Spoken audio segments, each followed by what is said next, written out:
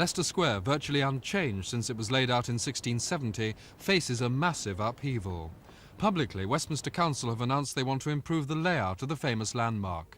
But privately, behind closed doors, they've approved in principle an electricity board scheme to build a vast substation 60 foot deep beneath the square. The Leicester Square Association say the surface improvements are a cover-up for the substation. They also object to 3 years of construction chaos. One can only imagine the upheaval that's going to be caused within Leicester Square. During that time, of course, we're going to face lorries coming in and out of the square onto the terminal roads, and we're extremely worried about sound, which will in fact affect office staff in the offices around. The scheme, which already has council approval, will destroy the natural slope of the square towards the river.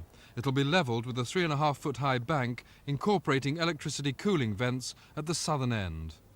The need to establish a substation of this type is very critical in terms of its location in order to supply the load, because it is only supplying a relatively small area, and the implications of not getting the site, therefore, in the ideal position are quite large in terms of the economies of the supply of electricity from it. In principle, we are in agreement, but obviously they're not going to just come along and make it all revolting and disrupt everything. It's got to be done very sensitively and very beautifully.